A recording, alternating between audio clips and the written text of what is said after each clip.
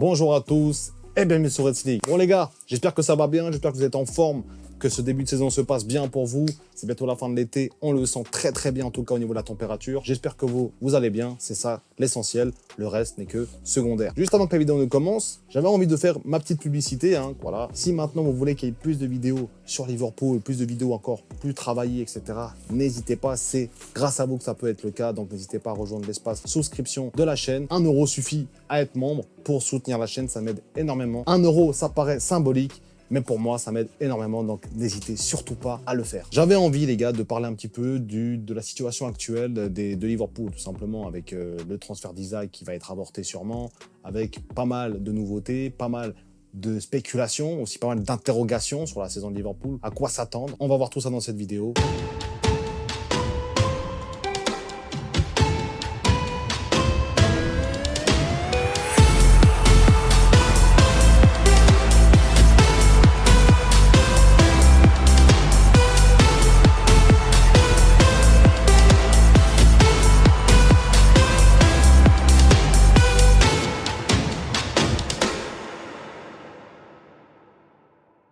Donc les gars, on va parler un petit peu mercato aujourd'hui. J'avais envie d'un peu de parler de ce qui se passe avec Isaac. Isaac, il vient pas, on comprend pas si... Voilà, on comprend, mais dans le sens où il y a un peu un mano-mano avec Newcastle, Liverpool qui attend, nous, les fans qui attendent, beaucoup de spéculations, un transfert qui risque d'être avorté très certainement. Voilà, on a le droit de se poser la question, qu'est-ce qui va venir de Liverpool? Quel est le futur? Quelle saison Liverpool va faire? Parce que certes, on n'a pas besoin d'Isaac pour faire une bonne saison. Ça, je suis totalement d'accord avec ceux qui pensent ça, je le pense aussi. Par contre, ça pourrait être un élément non négligeable à un sacre Ligue des Champions ou un titre de Première Ligue. Alors, on entend de tout et de rien sur Isaac. On entend de tout et de rien. Des infos comme celle-ci, où ça nous dit en gros que Liverpool va recruter Isaac, qu'ils ont un plan, etc., qu'ils n'ont pas fait faire tout ça à Isaac pour rien, je sais pas quoi. Et de l'autre côté, on a d'autres rumeurs qui disent que c'est fini, que Newcastle a complètement fermé la porte. Moi, je pense plutôt que Newcastle a vraiment fermé la porte, parce que quand on voit cette info, on dirait que Isaac est presque à Liverpool. Je ne pense pas qu'il viendra, Isaac, les gars. Je veux dire la vérité. Depuis le début du mercato, quand je vois que Newcastle fait tout pour avorter ce transfert, les gars, là, c'est la mafia saoudienne, on peut rien faire. Ils s'en foutent de l'argent. L'argent, ça ne les intéresse pas. Eux, ce qu'ils veulent, c'est l'image, montrer que Newcastle est un grand club avec des grands joueurs. Ils s'en foutent de l'argent. C'est maintenant, ils peuvent garder Isaac, ils le garderont. S'ils veulent pas le faire jouer pendant 2-3 ans, ils ne le feront pas jouer. Ils trouveront quelqu'un d'autre. En fait, c'est ça un peu le problème qu'on a aujourd'hui avec Newcastle, c'est que c'est un club qui est géré aujourd'hui par des Saoudiens. Donc, ils en ont rien à cirer, les gars, si maintenant, demain, ils perdent de l'argent avec Isaac. Ça va juste un peu les embêter au niveau de leurs fans, parce que c'est quand même un superbe joueur, et au niveau des performances de l'équipe, parce que quand même, c'est quand même un joueur XXL, le meilleur neuf de Première Ligue. Mais plus le temps passe, plus tu te dis que ça va être compliqué. Et en plus, il y a une grosse question qui se pose avec Liverpool. Si tu prends pas Isaac, il faut quand même te renforcer. Et si tu fais un pari sur un autre joueur, tu risques de ne plus jamais prendre Isaac parce que tu as pris Ekitike et un autre joueur. Donc on est vraiment dans un dilemme un peu effroyable au niveau de Liverpool. Quand on voit la composition des attaquants qu'on a à Liverpool, donc on a Ekitike, ok, très bien, c'est un prospect, il va faire du bien à l'équipe, on le voit, très cohérent, il joue bien avec ses coéquipiers, il n'y a pas de problème. En deuxième position, on a Chiesa, qui était à son prime un des meilleurs ailiers de la planète, on va pas quand même oublier, top 10 en tout cas, à son prime, donc il peut revenir à ce niveau-là et être très percutant, très bon, très pertinent. On a après lui Salah, qui va partir à la CAN pendant 1 mois, qui peut aussi avoir des baisses de régime, on va pas se mentir. On a Gakpo, ça fait 4 attaquants. T'as Ngomoa avec tout ça, d'accord, Ngomoa il peut aider, etc. Mais il faudra déjà qu'il le fasse jouer, Slot. Parce qu'il ne peut pas arriver comme ça et nous sauver. Il faut quand même qu'il ait du temps de jeu, qu'il ait du rythme. Pour le moment, ce n'est pas le cas. Peut-être qu'il le garde un peu de côté, si jamais en réserve. Mais ça nous fait, en tout et pour tout, 4 attaquants. C'est beaucoup trop peu. Sachant que tu en as ligne 3, tu as une option pour faire tourner un petit peu avec Chiesa. Mais sinon, tu n'as pas d'attaquant. Et le problème, c'est que tu es obligé d'investir sur une équipe fiable et qui soit vraiment sur tous les fronts. Et c'est pas avec 4 attaquants que tu y arriveras. Parce que si un jour, un de ces attaquants se blesse, alors là, on peut vraiment parler d'une crise parce que tu n'as plus de joueurs. Et le gros problème qu'on a, c'est que si on n'investit pas sur Isaac, on doit investir sur quelqu'un d'autre. Et si on investit sur un autre joueur, le gros problème, c'est que tu ne pourras plus investir sur Isaac plus tard. Parce que Isaac, si maintenant tu investis sur un jeune prospect, par exemple, et que tu mets 70 millions, 60 millions, voilà, peu importe, tu auras ton attaque pendant plusieurs années. Je ne pense pas qu'Ekitike va partir demain. Je ne pense pas que le jeune prospect, le futur qui viendra à Liverpool, parce que je pense qu'ils recruteront un offensif en plus, ça c'est sûr, partira d'aussitôt. Donc en fait, tout ça, tu te dis, et Liverpool, je pense qu'ils sont dans un dilemme où ils se disent, est-ce qu'on investit et on attend sur Isaac, ou est-ce qu'on prend le risque de continuer la saison avec ces attaquants-là, qu'on a déjà, qui sont très bons, hein, on va pas se mentir, mais il n'y a pas assez de rotation, il n'y a pas assez de profondeur. Est-ce que je prends le risque de continuer avec ces attaquants-là et pouvoir tout perdre cette saison? C'est quand même une grosse question qu'on se pose. Et quand on voit les mercatos d'Arsenal, par exemple, qui font un mercato XXL très cohérent sur tous les fronts, ils ont doublé, voire triplé les postes des fois, je dis que nous, on est en grande difficulté. Alors, avec notre équipe type, franchement, on parle avec tout le monde, il n'y a pas de problème, on peut battre tout le monde, il n'y a aucun problème. Mais quand il commencera à avoir des blessés, quand il commencera à avoir des baisses de forme, tu fais confiance à qui? Là où l'année passée, tu avais quand même des joueurs, tu avais quand même Diaz, en plus, tu avais Darwin Nunez, même s'il était frustrant, tout ça, quand il rentrait, tu pouvais te dire, on sait jamais avec Darwin, on sait jamais, une grosse frappe, une bonne action, il y avait quand même un truc ou un petit frisson où tu te disais, il y a moyen qu'il se passe quelque chose. Là où aujourd'hui, bah, t'enlèves Ekitike, ok, tu mets Chiesa, si maintenant Salah il est pas en forme, tu mets qui? Ok, tu as Frimpong qui pourra jouer à ce poste-là, mais du coup, tu brides un peu le poste de latéral, tu le fais jouer plus Bradley, il peut se blesser, du coup, tu mets Gomez, moins pertinent. Enfin bref, ça va être un bordel à régler, les gars. Donc, moi, je pense vraiment qu'il faut qu'on laisse tomber Isaac. Je pense que c'est un dossier trop compliqué. Donc, à cela, fermer les portes. C'est fini, je pense pas que Isaac viendra à Liverpool. Au moins d'un miracle, mais je pense pas. Là, vu comment c'est parti, c'est sûr que non. Il est retourné s'entraîner. Petit à petit, il va reprendre l'équipe. Et petit à petit, il va réintégrer Newcastle, même s'il n'était jamais parti. Une bonne nouvelle, c'est comment il ne jouera pas contre Liverpool. Ça, c'est une très bonne nouvelle. Mais on ne l'aura pas dans notre équipe. Ça, je pense que c'est sûr. Et on attend trop pour recruter des joueurs. Moi, je vais vous donner 2 joueurs où je pense pertinents en profil d'Ekitike. 2 joueurs qui pourraient compléter un peu ce duo d'attaque, on va dire, ce duo de 9, et avoir un peu plus de profondeur. Parce que Gakpo, peut-être que tu as envie de le faire jouer plus ailier. Peut-être que Salah, quand il n'est pas en forme, tu mets un Chiesa. Tu n'as pas envie de commencer à bricoler avec des Ekitike à gauche, avec des Chiesa en pointe. Après, tu as un Corbeert qui est là. Bon, il y a Gravenberch qui revient, mais ça commence à devenir un petit casse-tête, tout ça. Et je pense qu'il faut quand même qu'on arrive à recruter, en tout cas, un joueur en offensif, encore un défenseur. On parle de Gueye également. Gueye où on se dit, ah, pourquoi pas, pour 45 millions, 35 millions, il y a moyen. En tout cas, c'est un super défenseur, vraiment confirmé. Et on a pris Léoni. Léoni, pour moi, qui est un superbe joueur également. Alors, j'ai pas vu Parme de ouf, mais j'ai vu des actions qu'il peut faire, des reprises défensives. Il a quand même pu mettre Lukaku par terre à plusieurs reprises contre Napoli. Donc, franchement, c'est un joueur qui en a sous la godasse, quoi. Franchement, on va pas se mentir.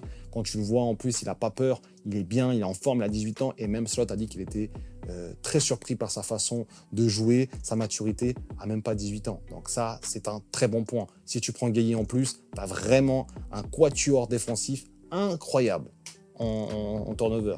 Et pourquoi pas même en titulaire des fois. Donc, j'espère que Gueye se fera. Il y a des rumeurs qui disent que ça va se faire, d'autres qui disent que ça va plutôt attendre le transfert gratuit l'été prochain. Il faut qu'on arrive à savoir comment ça va se dérouler, parce que j'ai vraiment l'impression qu'actuellement, Liverpool, ça stagne pas mal et nos concurrents ne cessent de se renforcer et nous, on cesse de stagner pour le moment. Même si on a fait Léoni il n'y a pas longtemps, voilà, nous on fait Léoni, puis t'as Arsenal qui fait droit derrière aisé, après t'as Chelsea qui enchaîne avec Enciso, avec peut-être Xavi Simon. Il y a beaucoup trop de recrues des autres côtés. Alors, avoir beaucoup de recrues ne veut pas dire que tu auras une bonne équipe. Ça, je suis très conscient de ça, les gars. Sachant que quand tu as trop de joueurs, des fois la cohésion n'est pas bonne et l'équipe n'est pas forcément très bonne. Mais il faut quand même qu'on recrute. Donc, je vais vous donner mes 2 noms que je pense recruter en attaque si Isaac ne vient pas à Liverpool. Donc, les 2 profils offensifs. Moi, je ne vais pas vous parler du défensif parce que Gueye, c'est quasiment sûr. Et s'il ne vient pas, je ne pense pas que Liverpool recrutera un défensif. Il attendra d'avoir Gueye la saison prochaine, à voir si Konaté il prolonge ou pas. Ça aussi, c'est encore un autre dossier compliqué. Donc, on va parler directement des 2 recrues. Je vais aller dans l'ordre de prix, dans le sens où je vais mettre des prix plus attrayants, on va dire, avec un âge qui est quand même pertinent, un profil qui peut compléter Ekitike et qui peut renforcer un peu cette équipe quand on en a besoin de lui. Sachant qu'on avait un Jota avant, malheureusement, voilà, on sait très bien ce qui s'est passé. Et ça aurait pu faire du bien avec Ekitike et un Jota. Vraiment changer de profil comme ça. Moi, j'ai pensé à un joueur qui joue encore en Italie, à la Fiorentina, un 9, Moeskin. Voilà, Moeskin, plus de 20 buts la saison passée. Il joue avec la Fiorentina, c'est maintenant l'élément principal de cette équipe. Une belle carrière quand même, il a que 25 ans, les gars, il faut quand même le dire. Il est passé par le PSG, par la Juve. Il a fait de gros clubs. On l'a beaucoup saccagé, on va pas se mentir, beaucoup critiqué, que ce soit en Italie ou ailleurs. Et il est en train de montrer une très belle image de lui à la Fiorentina. Et son prix est quand même assez attrayant. On parle d'un transfert entre 30 à 50 millions d'euros pour un joueur qui a 25 ans, qui t'a tapé plus de 20 buts en Serie A, sachant que la Serie A, c'est quand même pas un championnat simple pour mettre des buts. Et il pourrait être un profil intéressant avec Ekitike. Et un Italien de plus. Décidément, on n'a jamais eu d'Italien, et là, on en prend 3, quoi. Mais bref, moi, je pense vraiment que ça peut être un super profil, Moise Kean. Pas très cher, il peut être vraiment même rentable à la longue, parce que s'il performe vraiment bien à Liverpool, son prix pourra vraiment augmenter. Et c'est une très belle alternative à Ekitike, parce que allez voir un peu ce qu'il propose Moise Kean, c'est très très fort. En finition, c'est très fort. Il a quand même un bon jeu de corps. Il est très intéressant et le prix est très intéressant. Moi, je n'irai pas non plus courir vers Moise Kean, mais c'est un joueur qui n'est pas trop convoité. Pourquoi pas, franchement, pourquoi pas? On a besoin d'un neuf pour faire tourner, pourquoi pas Moise Kean? Il a joué dans de grands clubs, il a une carrière pas facile, il a su relever la tête. Moi, je pense que c'est le profil presque idéal en ce moment pour Liverpool. Voilà. Dites-moi en commentaire, vous, ce que vous en pensez. Et j'ai aussi un autre profil qu'on connaît tous, et qui a joué en Première Ligue d'ailleurs, qui pourrait vraiment aussi convenir à cette équipe, sachant que ce joueur regrette un peu d'avoir choisi le club où il est actuellement, c'est Alvarez. On est quand même sur du 75 millions à peu près, 80 millions, donc c'est quand même assez élevé. C'est un joueur qui connaît la Première Ligue, qui a été très bon avec Pep Guardiola. Pourquoi pas revenir à Liverpool avec son pote McAllister et faire une folie, avoir un profil complètement différent à celui d'Ekitike et vraiment tout tabasser en Première Ligue à Liverpool cette fois. Ça serait vraiment fou aussi d'avoir Alvarez. Mais voilà, c'est peut-être moins réalisable compte tenu de la situation. Par contre, Moise Kean, je pense vraiment que ça peut se faire. À voir quand même si ça va se faire, parce que je pense pas. Il n'y a pas de rumeur, il n'y a pas de discussion, mais au point où on en est, tout va très vite. On peut très bien voir Liverpool proposer une offre dans 2-3 jours et ça peut se faire dans la foulée. Donc voilà, moi, les deux profils, en étudiant un peu le marché de ce qui est disponible et pour aussi compléter l'équipe, parce qu'il ne faut pas dire des noms pour dire des noms. Je vois ces deux profils, en tout cas un des deux, hein, bien sûr, ça ne sera pas les deux, mais en tout cas un des deux. Moise Kean, pour le prix, pour aussi la performance qu'il a pu faire en Serie A et le joueur que c'est par rapport à sa carrière et son âge, et Alvarez, qu'on connaît tous en Première Ligue. Voilà les gars, voilà un peu mes profils, il faut recruter. Pourquoi pas un autre ailier également aussi pour aider un petit peu, un ailier un peu polyvalent. Après au niveau des ailiers, je pense qu'on n'est pas trop mal, on a quand même 4 ailiers. C'est pas mal, avec Ngomoa, etc. Donc c'est pas mal, avec Chiesa, Salah, Gakpo. On a quand même assez d'ailiers. C'est pas comme l'année passée, on a beaucoup d'ailiers. Là, on a assez, je pense, c'est vraiment au poste de numéro 9 qu'il faut vraiment qu'on recrute. Donc voilà les gars, pour ma proposition, n'hésitez surtout pas à me dire en commentaire pour vous quel serait le profil idéal pour suppléer à Ekitike. Et voilà les gars, je termine la vidéo juste avec un dernier mot pour dire que Liverpool ne fait pas un mauvais mercato, parce que j'en vois déjà venir vers moi en me disant « Ouais, non, mais tu critiques le mercato ». Le mercato est très bon de Liverpool en fait. Mais quand tu vois Arsenal, c'est 2 crans au-dessus, quoi. C'est 2 crans au-dessus, il y a vraiment des recrues très intelligentes. En plus, tous les postes sont doublés, voire triplés. Et nous, on n'a pas ça, malheureusement, Liverpool, actuellement. Il faut qu'on le montre. On n'a encore pas vu le plein potentiel de Wirtz. C'est encore en maturation. Frimpong vient de se blesser. Donc, il y a un Bradley qui devra aussi montrer de quoi il est capable. Salah qui partira. Il y a beaucoup de questions, il y a beaucoup de questionnements qu'on pourra soulever tout au long de la saison ensemble. Mais en tout cas, c'était important de faire un petit point mercato. Vous donnez mon avis sur Isak. Pour moi, il ne viendra pas. Je pense que là, c'est assez clair. Il reste 2 semaines et demie. C'est la prison. Il va rester à Newcastle, peut-être même jusqu'à la fin de son contrat. Ils vont tuer sa carrière jusqu'à 29 ans et quelques. Voilà. J'espère pas que ça va se passer comme ça, vraiment. Mais on est plus parti de ce côté-là plutôt que du côté que Newcastle va libérer son joueur tranquillement. Non, je pense pas. En plus, renforcer Liverpool. Si on a Isak, on sera quasiment injouable. Donc, je pense que Newcastle savent très bien ce qu'ils font et que le transfert avec Isak ne se fera pas, malheureusement. Donc voilà les gars, merci d'avoir regardé cette vidéo, un peu plus courte que d'habitude peut-être au niveau du mercato, mais voilà, c'était important de dire aussi, de faire un petit point. Il n'y a pas eu beaucoup de nouvelles ces derniers temps au niveau du mercato, toujours les mêmes infos qui viennent avec Isak, etc. Donc j'avais envie d'en parler, donner d'autres profils aussi, d'autres options, parce qu'il n'y a pas que Isak dans la vie, les gars, on peut très bien jouer sans Isak. Et je pense que les profils que j'ai donnés pourront être des alternatives très très intéressantes. Nous, on se retrouve très prochainement pour une nouvelle vidéo. Il y a un match lundi. N'hésitez pas à me suivre en live également. Commentary, très important. Si vous voulez pas louper le live direct et les émotions directes, tout simplement, les gars. Donc, nous, on se retrouve lundi pour le live.